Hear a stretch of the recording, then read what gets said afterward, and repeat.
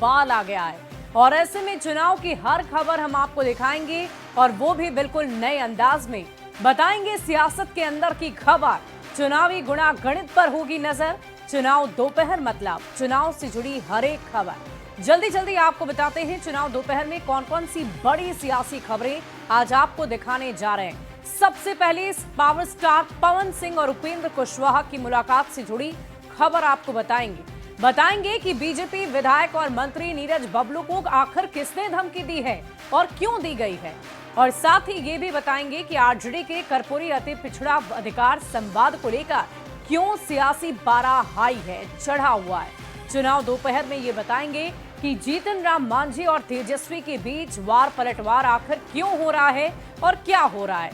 तो चलिए शुरू करते हैं हमारा ये खास बुलेटिन चुनाव दोपहर। देखिए, बिहार चुनाव को लेकर दिल्ली से सियासत की एक बेहद खूबसूरत तस्वीर सामने आई है। उपेंद्र कुशवाहा और भोजपुरी के पावर स्टार पवन सिंह की मुलाकात हुई और उपेंद्र कुशवाहा के आवास पर पवन सिंह मिलने के लिए पहुंचे हुए थे। बीजेपी की पहल पर यह खास मुलाकात हुई है। ये तस्वीरें आप देख पा रहे होंगे। लोकसभा चुनाव 2024 में काराकाट सीट से उपेंद्र कुशवाहा और पवन सिंह के चुनावी टक्कर हुई थी, जिसके बाद से दोनों के बीच दूरियां बढ़ गई थी और ऐसे में करीब 1.5 साल के बाद इस मुलाकात के बहाने दोनों को नजदीक लाया गया। शाहबाद को साधने की कोशिश की जा रही है और इस मुलाकात में बिहार बीजेपी के प्रभारी विनोद तावड़े और पार्टी के राष्ट्रीय सचिव ऋतुराज सिन्हा भी शामिल रहे।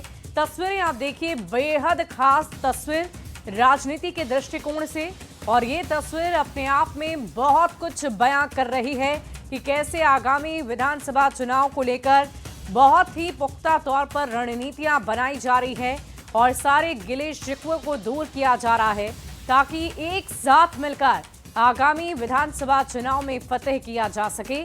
और ये तस्वीरें आप उपेंद्र कुशवाहा और पवन सिंह की देख रहे हैं। पावर स्टार पवन सिंह, ये वही पवन सिंह हैं जिन्होंने काराकाट विधानसभा क्षेत्र से चुनाव लड़ा था, लोकसभा का चुनाव लड़ा।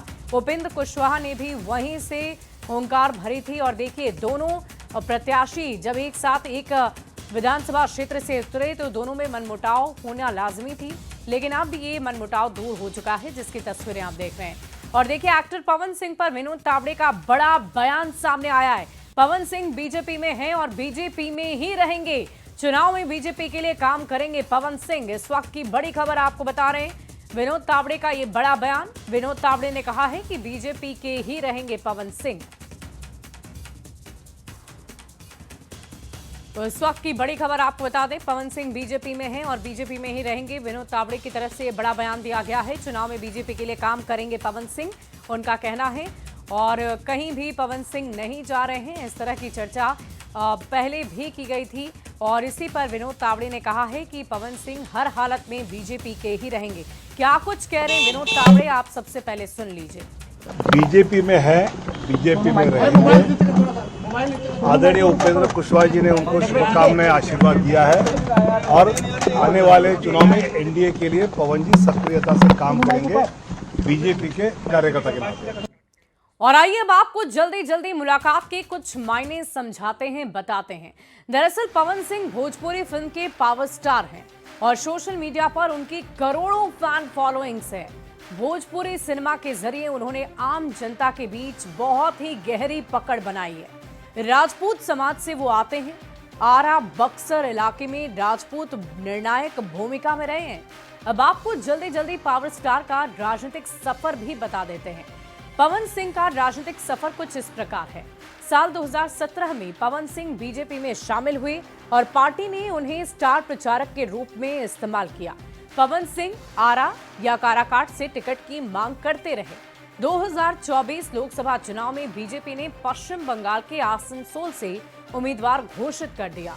पवन सिंह के विवाद गाने वायरल हो गए और पवन सिंह के विवादित गाने वायरल होने के बाद मार्च 2024 में विवाद बढ़ने पर पवन सिंह ने टिकट को लौटा दिया। मई 2024 में बीजेपी ने पवन सिंह को निकाल दिया और पवन सिंह ने काराकाट से निर्दलीय चुनाव लड़ा। एनडीए उम्मीदवार उपेंद्र कुशवाहा को हार का सामना करना पड़ गया। भोजपुरी पावर स्टार पवन सिंह की फैन फॉलोइंग इतनी ज्यादा थी कि उन्हें निर्दलीय भी जब चुनाव में उतारा गया तो वो खुद ही अपनी जीत को हासिल कर चुके थे। पवन सिंह दूसरे नंबर पर रहे, लेकिन बीजेपी को बहुत बड़ा नुकसान उन्होंने पहुंचा दिया। और अब आपको जल्दी से ये भी बताते हैं कि पवन सिंह ने इससे पहले किन किन नेताओं से मुलाकात की है। दरअसल पवन सिंह ने मार्च 2025 में बीजेपी सांसद मनोज तिवारी से मुलाकात की और बीजेपी सांसद मनोज तिवारी से मुलाकात करने के बाद सितंबर में आरके सिंह से पवन सिंह ने मुलाकात की। रियलिटी शो छोड़कर पवन सिंह चुनाव लड़ने के लिए बाहर आए और आपको बता दें कि शो से बाहर आने के दौरान उन्होंने कहा था कि मेरी जनता ही मेरा भगवान है और चुनाव के समय मेरा फर्ज है कि मैं उन्हीं के बीच रहूं। अब जरा समझिए कि पवन सिंह और उपेंद्र कुशवाहा की ये मुलाकात इतनी अहम क्यों मानी जा रही है। दरअसल बिहार में विधानसभा के चुनाव होने हैं और लोकसभा चुनाव 2024 में भोजपुरी के पावर स्टार पवन सिंह की चर्चा बार बार हो रही है इस मुलाकात को लेकर, इसलिए क्योंकि ये मुलाकात बहुत कुछ दर्शा रही है। बीजेपी की मजबूती, एनडीए की मजबूती और कैसे मनमुटाव को दूर कर दोनों ही नेता आपस में एक साथ हंसते मुस्कुराते आपको नजर आ रहे हैं। इससे दो तरह के मैसेज देने की कोशिश एनडीए की तरफ से की जा रही है। एक तो एनडीए की एकजुटता के मैसेज को देने की कोशिश की गई है इस तस्वीर के माध्यम से, इस मुलाकात के माध्यम से, और दूसरा ये मैसेज देने की कोशिश की गई कि किसी भी प्रकार से बीजेपी छोड़कर पावर स्टार पवन सिंह कहीं भी नहीं जा रहे। बढ़ते आगे, सुपौल के छातापुर से बीजेपी विधायक और पीएचईडी मंत्री नीरज सिंह बबलू को कुछ युवकों ने सोशल मीडिया पर वीडियो जारी कर जान से मारने की धमकी दे डाली। धमकी वाला वीडियो बहुत तेजी से सोशल मीडिया पर वायरल हो रहा है, जिसमें दो लड़के गाली गलौज कर रहे हैं। मंत्री नीरज बबलू को गोलियों से भूनने और बंदूक की बात नहीं करने की नसीहत दे रहे हैं। ये कह रहे हैं कि जिस दिन पब्लिक में फंसोगे उस दिन गोलियों से भून दिए जाओगे। तो मंत्री नीरज कुमार बबलू को जान से मारने की धमकी दी गई है और सोशल मीडिया पर यह वीडियो बहुत तेजी से वायरल हो रहा है, जिसमें आपको दो युवक नजर आ रहे होंगे जिन्होंने ये धमकी दी है और फिलहाल इसको लेकर चर्चा काफी ज्यादा हो रही है।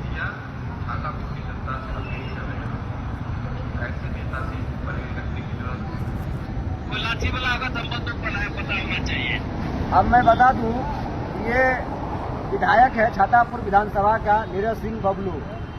मैं इनको बता देना चाहता हूं कि भाई आप एक विधायक हो और आपको इस तरह बयान नहीं देना चाहिए। मैं आपको बता दूं कि आप इस तरह का बयान इसलिए देते हो कि आपको कोई जानता नहीं है। छातापुर विधानसभा के बगैर आपको कोई भारत में नहीं जानता है, इसलिए आप सोशल मीडिया पे आके इस तरह बयान देते हो कि हमको सोशल मीडिया पे इस तरह बयान देंगे तो हमको पब्लिक जानेगा और जो है फैन फॉलोइंग और जो टीआरपी। और देखिए हमारे साथ खुद नीरज बबलू इस वक्त फोन लाइन पर जुड़ रहे हैं, उनसे बातचीत करते हैं। नीरज जी, हमें ये बताइए कि आखिर किस वीडियो की बात ये युवक कर रहे हैं? देखिए, कौन सा वीडियो उसको खराब लगा, कौन सा अच्छा लगा, ये हमें नहीं पता। हम लोग तो क्षेत्र भ्रमण में भी लगातार लगे हुए हैं और हमने देखा भी नहीं था कि कौन सा वीडियो ये चला है फेसबुक पे, किसने क्या बोला है। कल हमें पता चला तो हमने पूछा प्रशासन के लोगों से, तो प्रशासन के लोग बोले कि नहीं, हम लोग इसकी तहकीकात कर रहे हैं, एफआईआर भी एंट्री कर दिए हैं। तो हमें है भरोसा कि प्रशासन के लोग उस पर कार्रवाई करेंगे। जब जब चुनाव का समय आता है तब तक कुछ शरारती तत्व हैं जो इस तरह का शरारत करते रहते हैं, क्योंकि हमारा जो इलाका है, जो क्षेत्र है, वो एक तरफ से नेपाल का बॉर्डर है, दूसरी तरफ से अररिया किशनगंज का बॉर्डर होता है। तो माइनॉरिटी की संख्या थोड़ी ज्यादा है, तो लोग दबाव बनाने की कोशिश करते हैं। तो ये जैसा पता चला है कि ये अररिया जिला का माइनॉरिटी समाज का कोई लड़का है जो इस तरह से फोन पे गाली बकड़ा है। ये काफी दुखद है और मुझे भरोसा है कि प्रशासन के लोग इस पर कार्रवाई करेंगे। नीरज जी, हम आपसे ये जानना चाहेंगे कि आपको किसी भी तरह की कोई बात याद हो जो आपके द्वारा उस वीडियो में कही गई हो, जिससे इस तरह के विवादास्पद बयान जिसे वो मानकर इस तरह की धमकी आपको दे रहे हैं? देखिए, धमकी देना, अब चुनाव का समय है, क्या अच्छा लगता है क्या बुरा लगता है। हम लोग रोज नया नया स्टेटमेंट देते हैं या विकास की बात करते हैं, जो हमने काम किया उसके बारे में बताते हैं। तो लोगों को क्या अच्छा लगता है क्या बुरा लगता है वो तो वो बताए। क्लियर कुछ इस तरह का आएगा तो फिर उसका जवाब भी दिया जाएगा क्या है। लेकिन ये इस इलाके में डराने धमकाने का काम पहले से चलता है। जो अल्पसंख्यक समाज के लोग हैं वो कुछ लोग प्रेशर बना के रखते हैं बाकी लोगों पर कहीं न कहीं प्रेशर हमेशा कोशिश करते बना कर रखें, डराने का, धमकाने का, ये काम करते रहते हैं। नीरज जी, तो उस आपने बीच में हम प्रशासन खड़े के रहते किस हैं। अधिकारी से बातचीत की है? आपने इलाके के क्षेत्र में जो अधिकारी मौजूद हैं उनसे बातचीत की है? कहाँ पर आपने इसकी शिकायत दर्ज कराई है? नहीं, हमने डीएम और एसपी को व्हाट्सएप कर दिया था। बात हमारी नहीं हुई थी, हमने व्हाट्सएप कर दिया था। हमें जब ये मिला तो हमने व्हाट्सएप कर दिया, और पता नहीं, अब मुझे लगता है कि उस पर एफआईआर दर्ज हो चुका है। पूरी जानकारी हमें नहीं है अभी, लेकिन हमें पता चला है, आज किसी ने बताया कि एफआईआर दर्ज हो गया है। हम तो क्षेत्र में थोड़ा भ्रमण में लगे हुए हैं, अभी पूजा का समय है तो इन सब चीजों को फुर्सत भी नहीं रहता है। लेकिन मामला अभी मीडिया में आ गया है तो कुछ न कुछ बताना पड़ता है। चलिए, बहुत बहुत शुक्रिया नीरज जी। हम आशा करते हैं कि आपकी इस समस्या का समाधान आपको जल्दी मिल जाए। बहुत बहुत शुक्रिया आपका हमारे साथ जुड़ने के लिए, बातचीत करने के लिए। और देखिए, नीरज बबलू इस वक्त हमारे साथ जुड़े हुए थे। उन्होंने कहा कि हम लोग क्षेत्र भ्रमण के दौरान बहुत सारी बातों की चर्चा करते हैं, विकास की बातों की चर्चा करते हैं, और उसी दौरान दिया गया कोई बयान अगर किसी को विवादास्पद लगे और उसके लिए धमकी दी जाए तो इस पर हम कुछ भी नहीं कर सकते। आगे अब देखने वाली बात होगी कि प्रशासन इस पर क्या कुछ कार्रवाई करती है।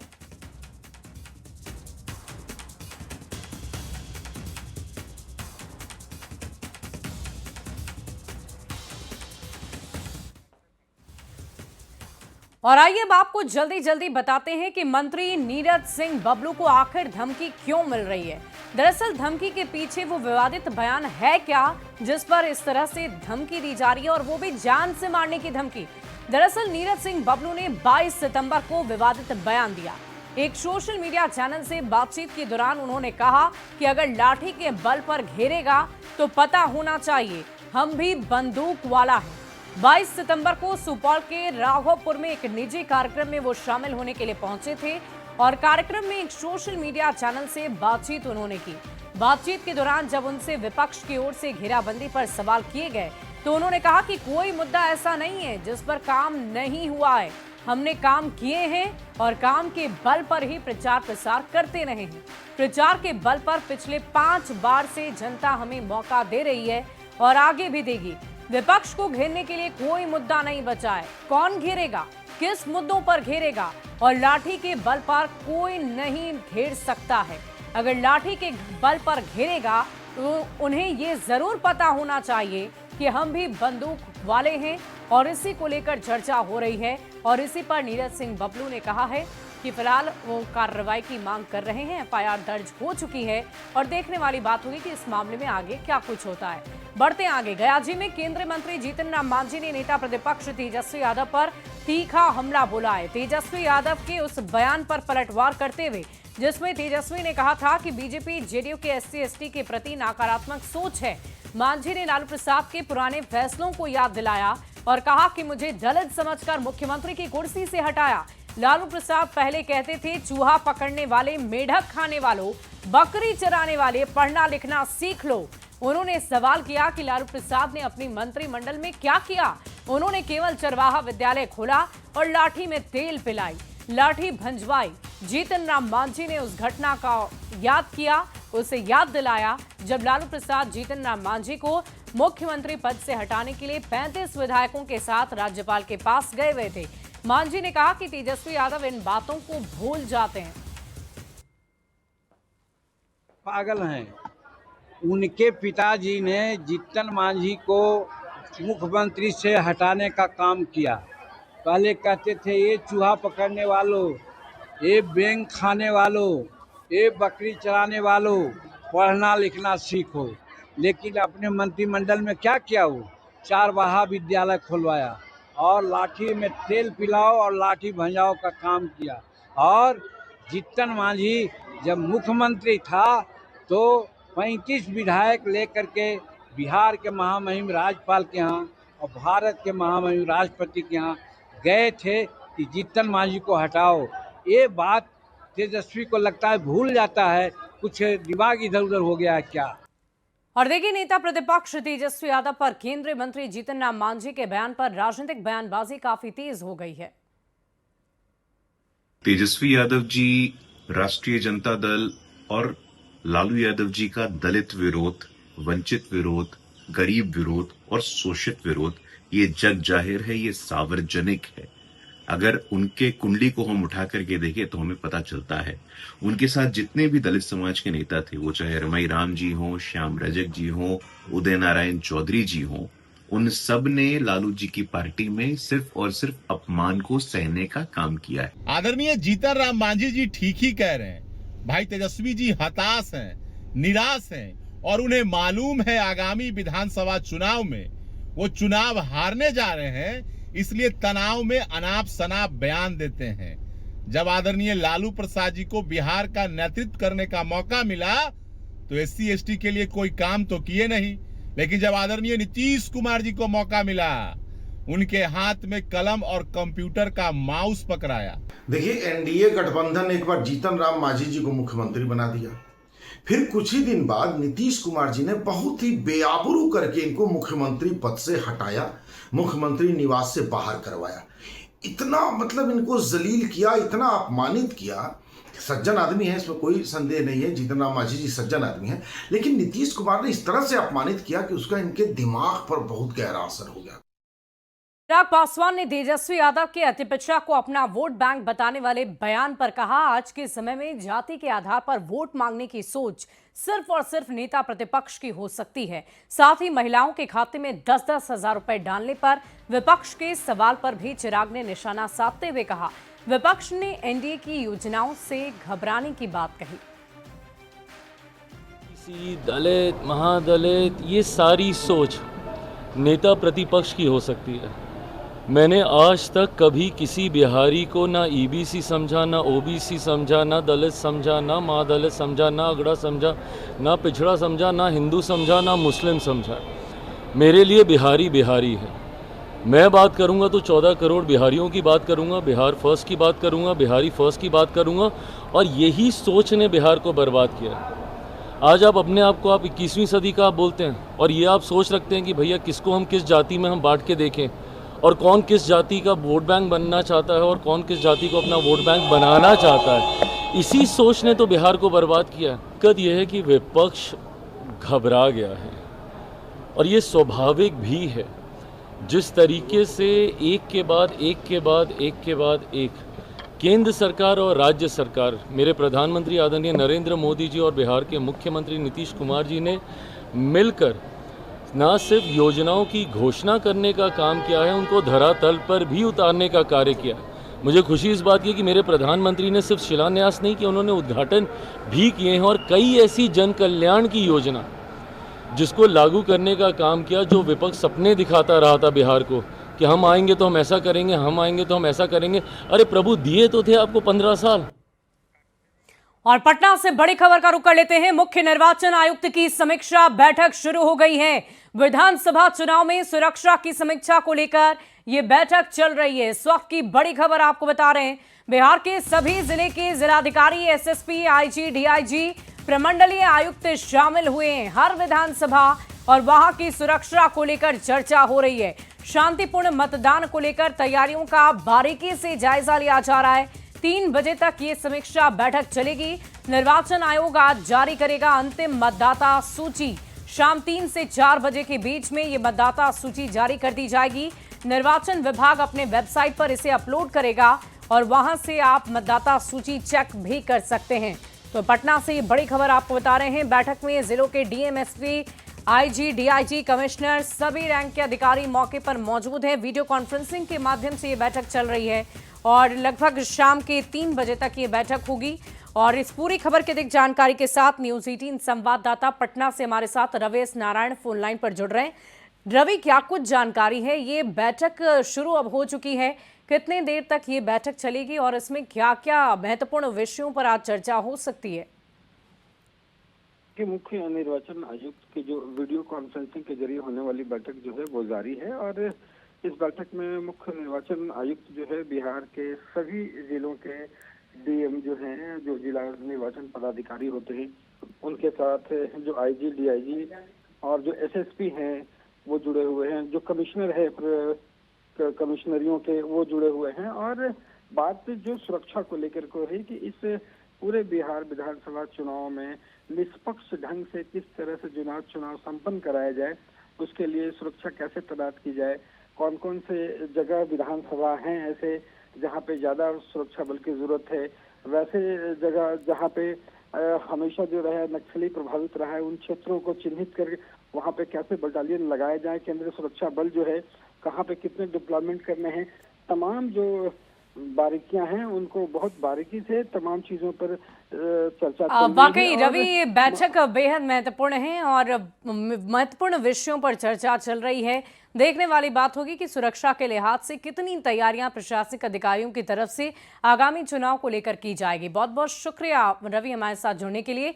और ये खबर हम आपको बता रहे थे, विधानसभा चुनाव में सुरक्षा की समीक्षा जारी है, मीटिंग चल रही है, बैठकों का दौर जारी है और पूरा बिहार इस वक्त त्योहार के साथ साथ चुनावी रंग में डूब चुका है, रंग चुका है। और बैठक में प्रमंडलीय आयुक्त सहित तमाम वरिष्ठ अधिकारी मौजूद हैं। वीडियो कॉन्फ्रेंसिंग के माध्यम से ये बैठक रखी गई है और चुनाव दोपहर में